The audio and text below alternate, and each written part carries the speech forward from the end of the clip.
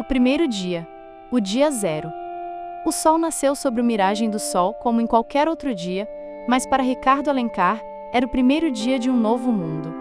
Ele não dormiu no resort decadente, mas em uma pousada simples na vila.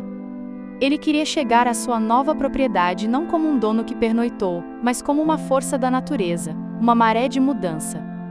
Às 7 da manhã em ponto, ele entrou no lobby. O ar ainda carregava o cheiro de mofo e desânimo. Ele encontrou Silvio, o gerente, em sua mesa, a cabeça entre as mãos. "Bom dia, Silvio", disse Ricardo, sua voz calma, mas carregada de uma autoridade inquestionável. "Por favor, reúna toda a equipe no lobby em 15 minutos. Todos. Cozinheiros, camareiras, jardineiros, recepcionistas. Sem exceção." Silvio ergueu o olhar, confuso.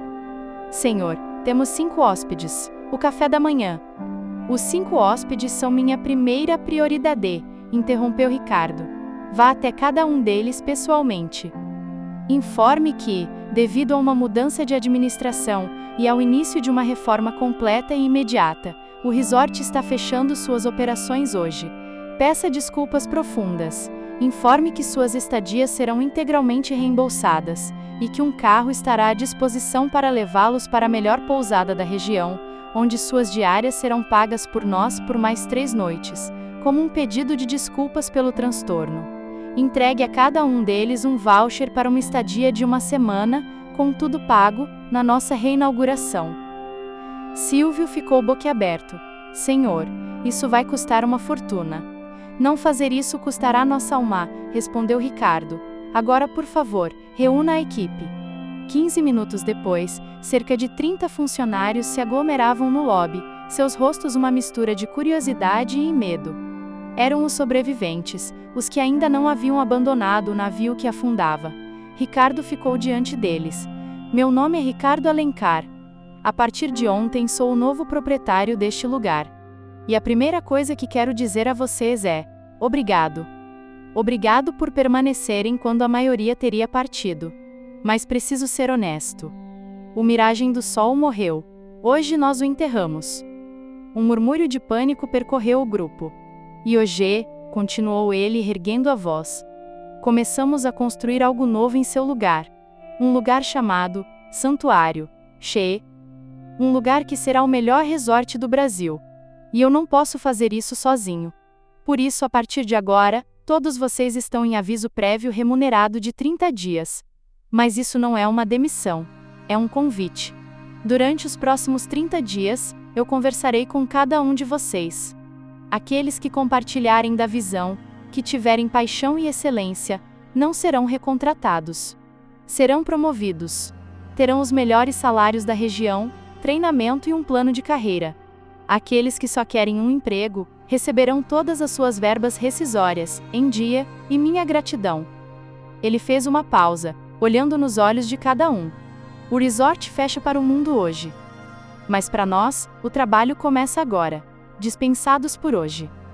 Amanhã, às 8 horas, quero todos aqui para o primeiro dia do Santuário." Após a equipe se dispersar em um estado de choque e esperança, Ricardo sentou-se na antiga mesa de mogno do proprietário. Sobre ela, uma pilha de pastas empoeiradas. A realidade. Contas a pagar. Ele passou o resto do dia ao telefone, em uma ofensiva de charme e capital. Para cada fornecedor com dívidas, ele não apenas pagava o valor integral e esquecido, mas também o seduzia com a visão de um futuro próspero, propondo novos contratos com pagamentos antecipados. Ele não estava quitando débitos, estava comprando lealdade e garantindo excelência. Enquanto a noite caía, Ricardo sabia que precisava de um time de liderança. Ele não podia reconstruir aquele lugar sozinho. Ele pegou o telefone e fez 3 ligações que definiriam o destino do santuário. A primeira foi para uma mulher chamada Helena Bastos. Ela havia sido a gerente de operações do mais luxuoso hotel boutique de Trancoso, famosa por sua obsessão por detalhes e sua capacidade de treinar equipes para antecipar os desejos dos hóspedes.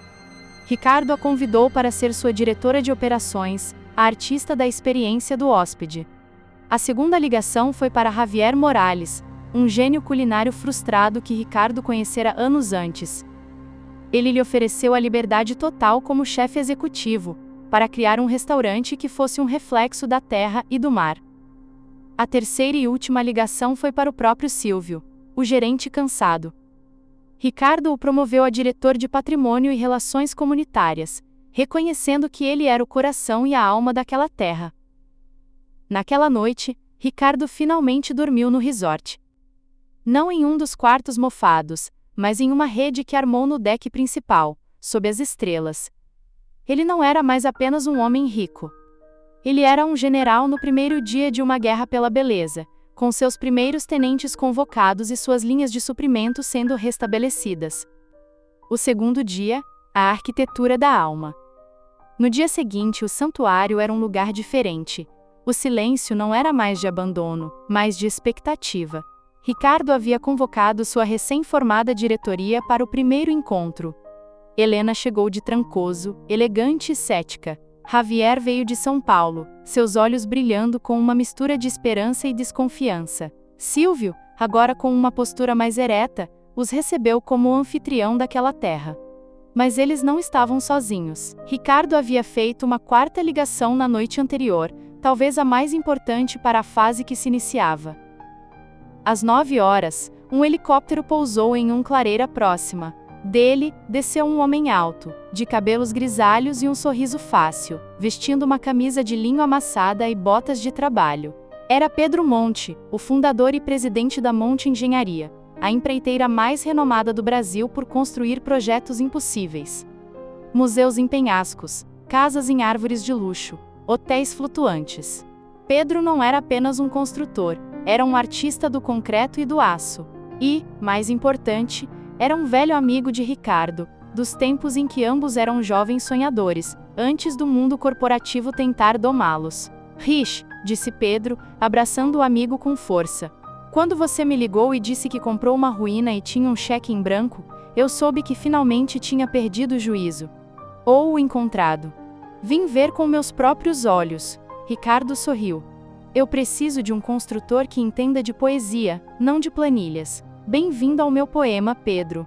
Ricardo os reuniu no deck principal, com uma grande mesa improvisada e uma vista deslumbrante para o mar. Não havia plantas, nem projetos. Apenas uma tela em branco. Senhor e senhorá, começou Ricardo. Eu não os trouxe aqui para lhes dar ordens. Eu os trouxe para sonhar comigo. Este lugar não será um hotel, será um sentimento. E cada um de vocês é um guardião de uma parte desse sentimento. Antes que Pedro e sua equipe desenhem uma única linha, eles precisam ouvir de vocês. O que o santuário precisa ser? Ele se virou para Helena. Helena, você é a guardiã da serenidade. O que um hóspede precisa sentir? Esqueça os quartos. Fale de sensações. Helena, que esperava uma reunião sobre orçamentos, olhou para o mar. Ele precisa sentir que o tempo parou. O check-in não pode ser em um balcão. Tem que ser em um sofá. Não pode haver corredores, mas caminhos por jardins. Cada quarto é um refúgio com uma pequena piscina privativa. O luxo é a privacidade, o silêncio, a antecipação. Pedro Monte anotava furiosamente em um caderno de desenho, não palavras, mas formas, linhas curvas, espaços abertos. Ricardo então se virou para Javier. Javier, você é o guardião do sabor. O que as pessoas vão saborear aqui? Javier se levantou, sua paixão transbordando. Sabor de verdade. Quero uma horta orgânica gigante, um barco de pesca nosso. O restaurante principal não terá paredes, com um grande fogo de chão no centro. O café da manhã será uma feira. O luxo é o frescor, é a conexão com a terra e o mar.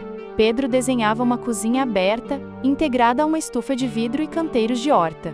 Finalmente, Ricardo olhou para Silvio. Silvio, você é o guardião da alma deste lugar. O que o santuário precisa ser para a comunidade? Na voz de Silvio era baixa, mas firme. Ele precisa ser um bom vizinho. Contratar as pessoas daqui. Comprar o artesanato local.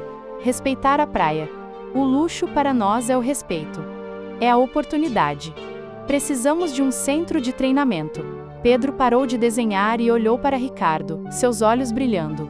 Rick, eu já construí centenas de hotéis. É a primeira vez que participo de uma reunião de planejamento, onde não falamos de número de quartos ou de orçamento, falamos de sentimentos. De alma. Ricardo sorriu. Porque é isso que vamos construir, meu amigo. O resto é apenas a engenharia para fazer a alma caber. Agora, ele disse, abrindo os braços para a propriedade em ruínas ao redor deles, você tem o que precisa. Desenhe o lugar mais extraordinário da Terra. O orçamento é o necessário para que cada um desses sonhos se torne realidade. Sem compromissos. Sem atalhos. Pedro Monte olhou para sua equipe de arquitetos e engenheiros que o acompanhavam. Vocês ouviram? Esqueçam os manuais. Esqueçam o que já fizemos.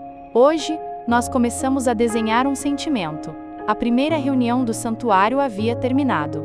E as fundações do império, feitas não de concreto mas de serenidade, sabor e alma, haviam sido lançadas.